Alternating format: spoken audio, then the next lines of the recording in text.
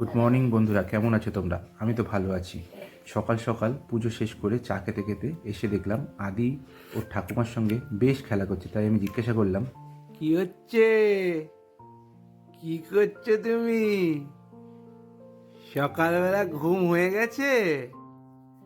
সকালবেলা ঘুম থেকে উঠে এখন ঠাম্মুর সঙ্গে খেলা হচ্ছে? খেলা হচ্ছে ঠাম্মুর সঙ্গে?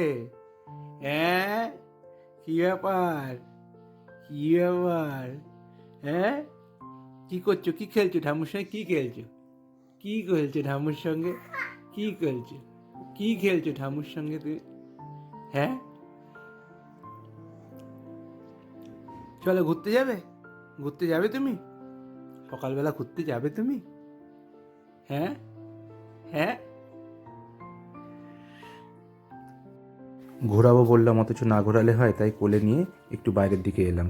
দেখলাম করবী গাছটায় বেশ ফুল ফুটেছে, সুন্দর থোকা থোকা গোলাপের মতো ফুটে আছে। এই সময়টাই করবী গাছটায় ফুলটা ফোটে। ওদিকে মাছালা দেখি আবার মাছ হাঁকতে হাঁকতে যাচ্ছে। অ্যাকচুয়ালি এগুলোই হচ্ছে আমাদের গ্রাম বাংলার পরিচিত ব্যাপার।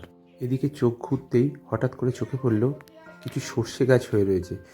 কীভাবে সর্ষে পড়েছিল, তাতে ফুল আর সর্ষেও ধরেছে। ভালোই লাগছিল দেখে। আমি আবার সঙ্গে সঙ্গে একটুখানি ভিডিও করলাম। এরপর বাবা ছেলেতে মিলে সিঁড়ি বেয়ে আস্তে আস্তে ছাদের দিকে এলাম। আদি তো ঘুরতে পেয়ে খুব মজা পাচ্ছে। চারপাশে এদিক ওদিক শুধু ঘাড় ঘুরিয়ে ঘুরিয়ে দেখছে। মেনলি তোমাদের যেটা দেখাবো বলে আমি ছাদে এলাম সেটাই এবার দেখাচ্ছি। এই গাছটা হচ্ছে আমাদের বেল গাছ।